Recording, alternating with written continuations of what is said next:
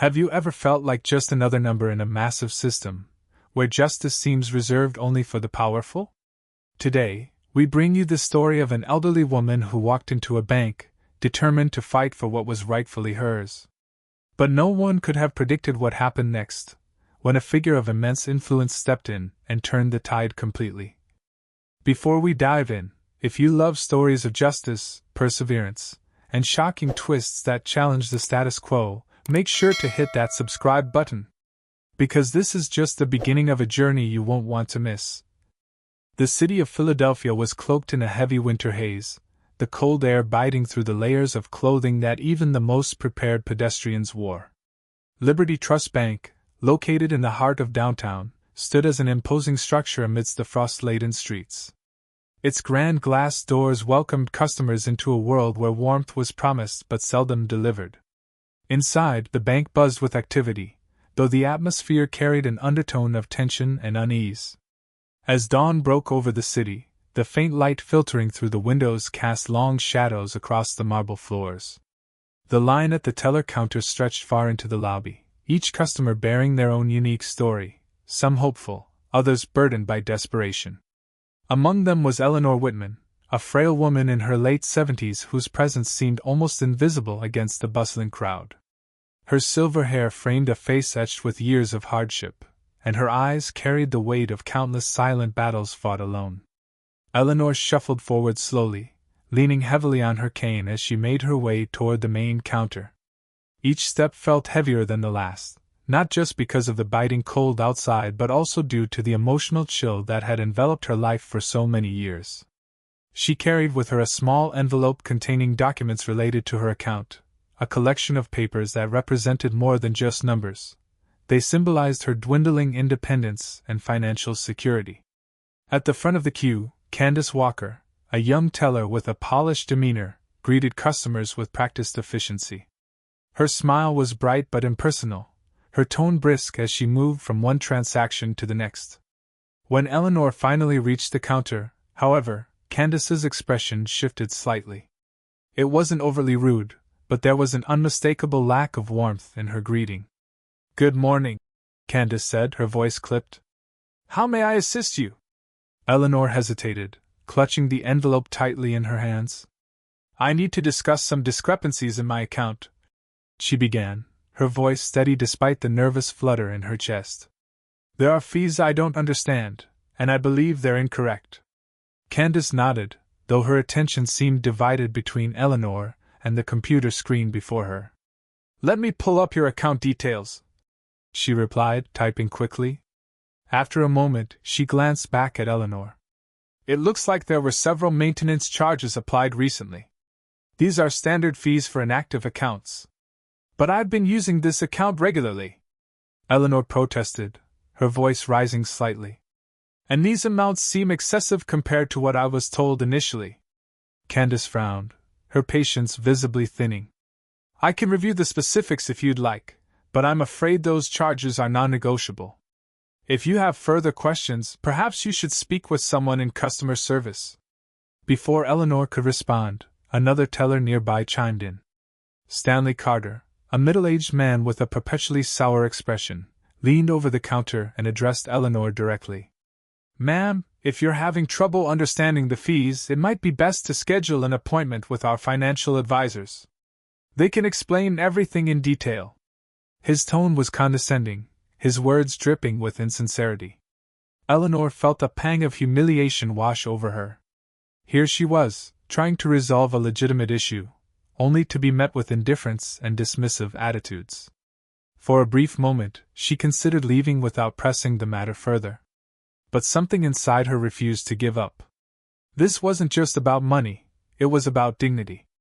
"I would appreciate it if you could help me now," Eleanor insisted, her voice firmer this time. "These charges have caused significant hardship for me, and I deserve answers."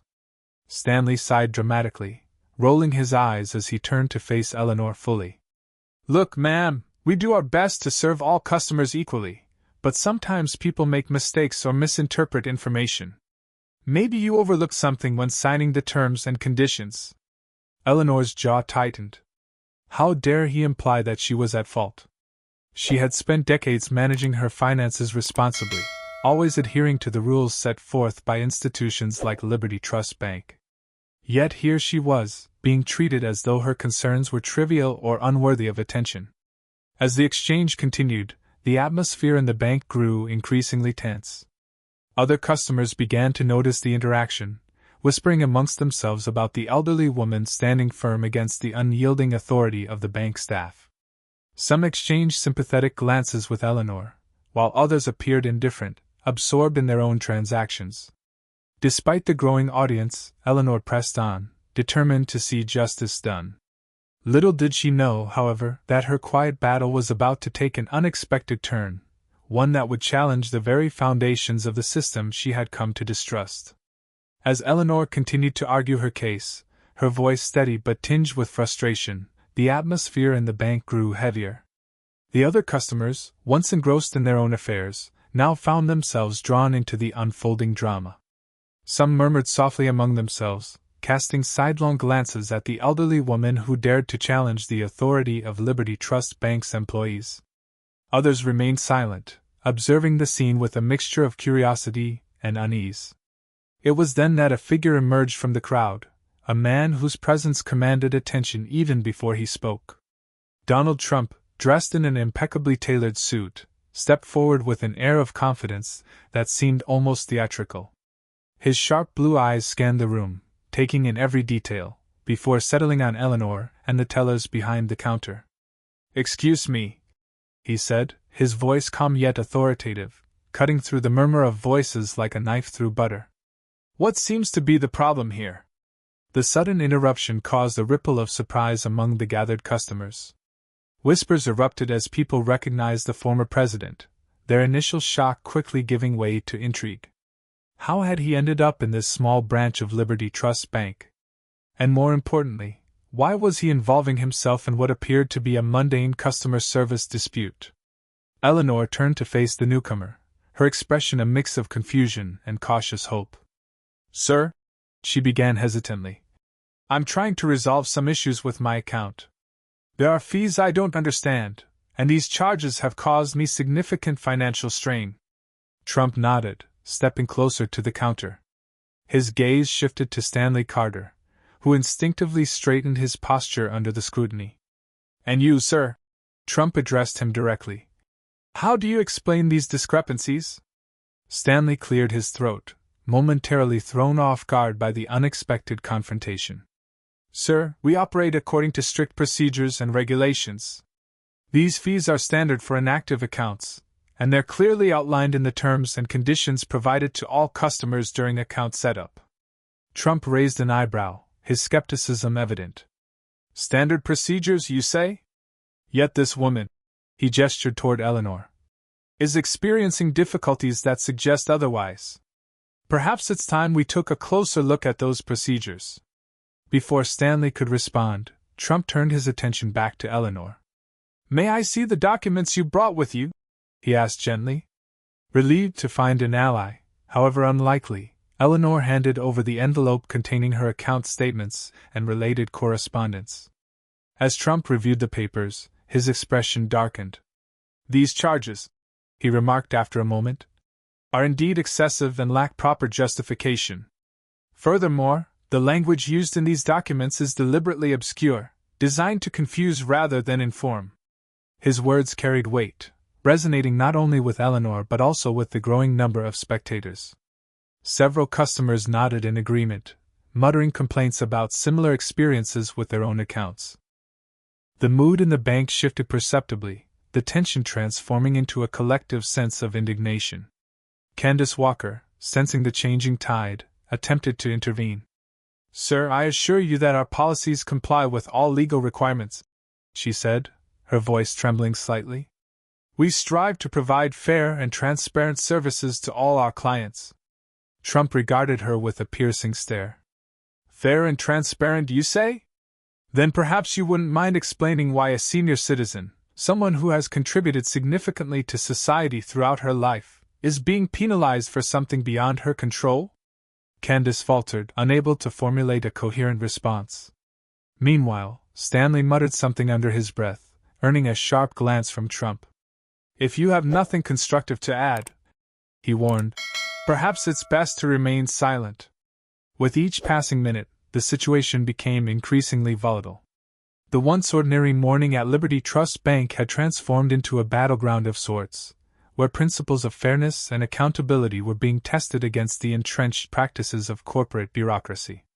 And at the center of it all stood Eleanor Whitman, a symbol of resilience and determination, supported now by an unlikely champion. As the confrontation unfolded, whispers of the event began to spread outside the bank. Passers-by stopped to watch, their curiosity piqued by the sight of a high-profile figure engaging in what appeared to be a grassroots campaign for justice. Cell phones were pulled out, capturing images and videos that would soon circulate widely on social media platforms. For Eleanor, the experience was surreal. Never in her wildest dreams had she imagined finding herself at the heart of such a public spectacle. Yet there was no denying the empowerment she felt in knowing that her voice, once dismissed as insignificant, was now being heard by many. The atmosphere inside Liberty Trust Bank had reached a boiling point. Donald Trump's presence had transformed what initially seemed like a routine customer service issue into a high-stakes confrontation between individual rights and institutional power. As he stood beside Eleanor Whitman, his towering figure casting a protective shadow over her frail form, the weight of his words reverberated through the room. "Let me make one thing clear," Trump declared, his voice firm and unwavering. "This is not just about fees or procedures. This is about respect. Respect for the people who entrust their hard-earned money to institutions like yours. And if those institutions fail to uphold basic standards of fairness and transparency, then they deserve to be held accountable." Stanley Carter, visibly uncomfortable under the scrutiny, attempted to regain control of the situation. "Sir, I understand your concerns," he began, though his tone lacked sincerity. "But as I've already explained, these charges are part of our standard operating protocols. They apply equally to all customers, regardless of their circumstances." Trump's lips curled into a wry smile. "Standard operating protocols, you say? Then perhaps you wouldn't mind explaining why someone like Mrs. Whitman, who has likely been a loyal customer for decades, is treated with such disregard?" Before Stanley could respond, Candace Walker interjected, her voice tinged with defensiveness. "We try our best to assist every customer, but sometimes misunderstandings occur. Maybe Mrs. Whitman overlooked certain details when she opened her account." Eleanor's face flushed with anger at the implication that she was somehow at fault.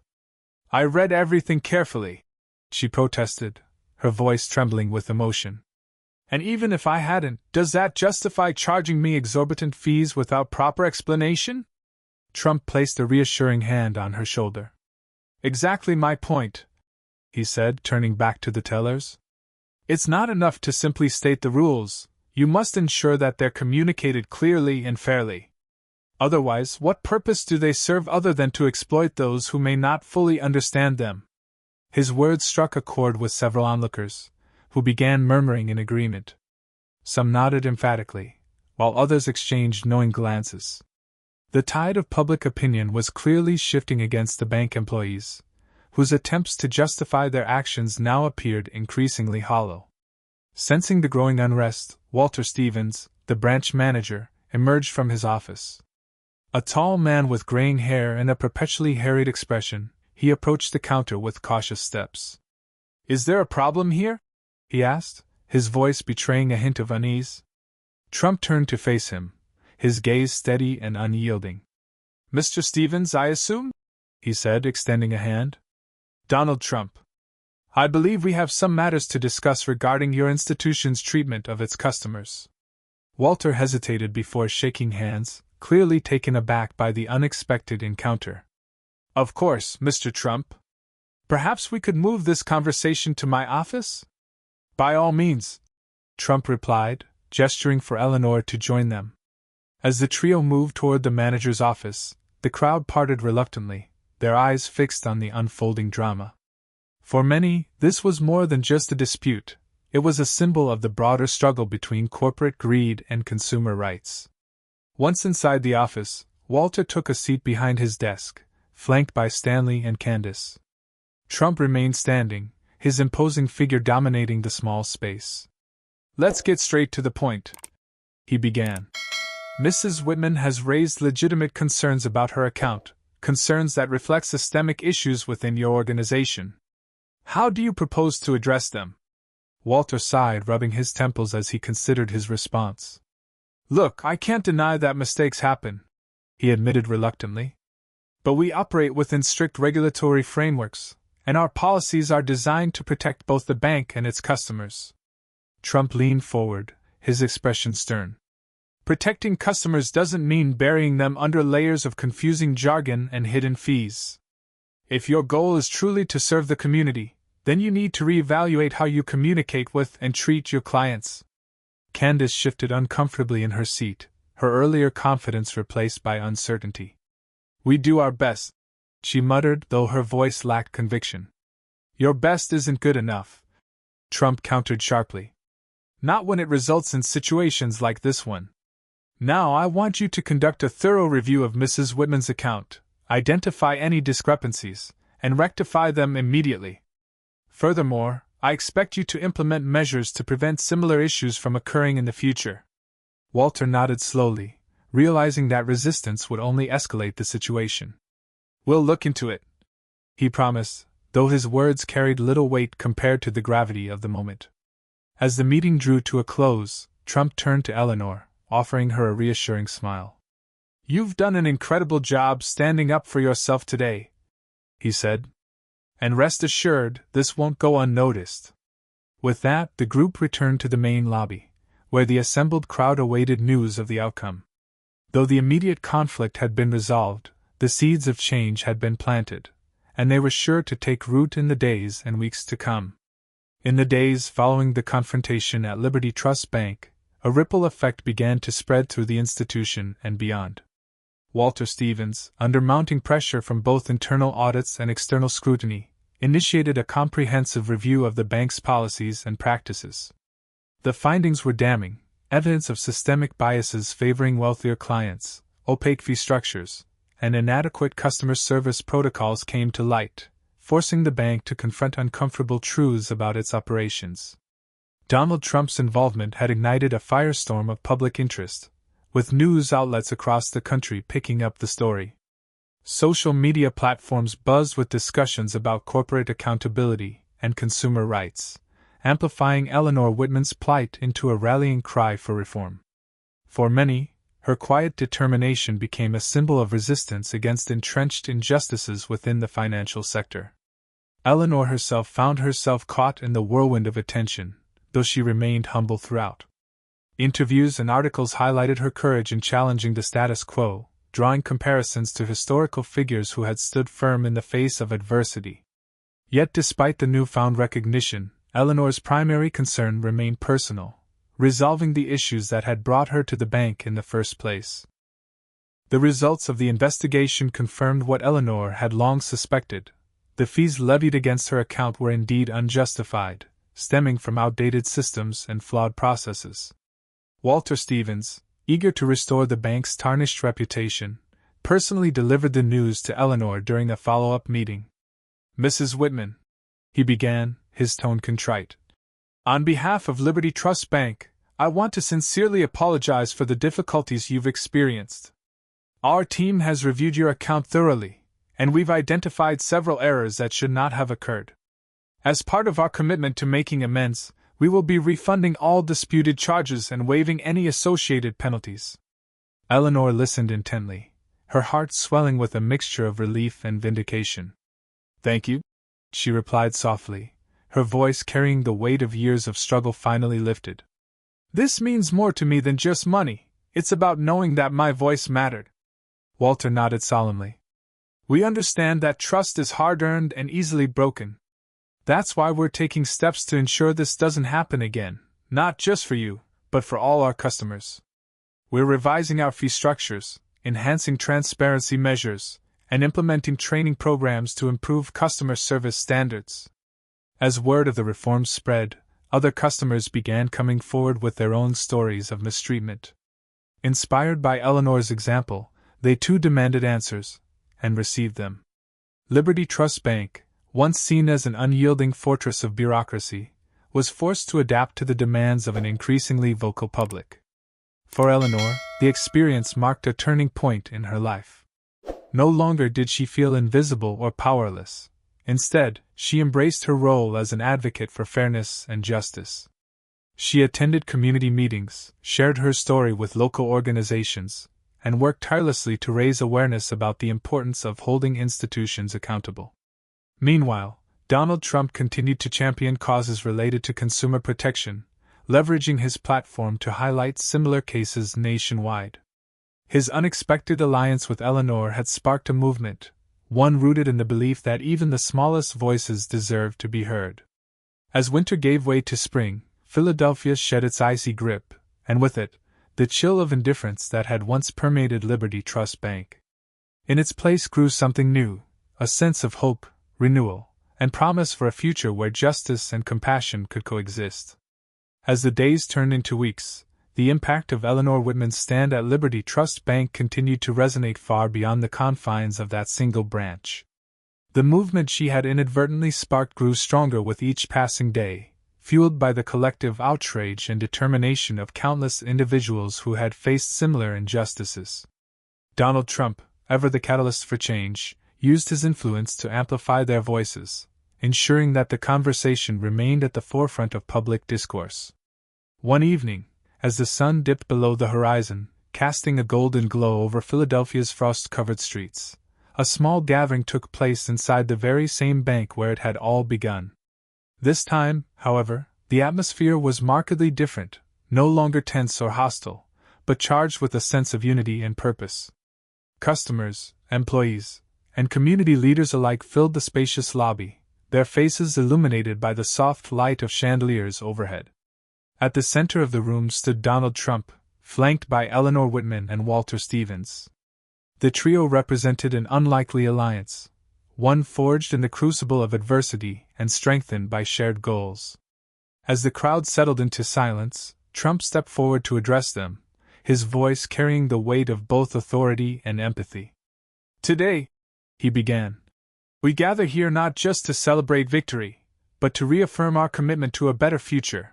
A future where fairness and compassion are not mere ideals, but guiding principles.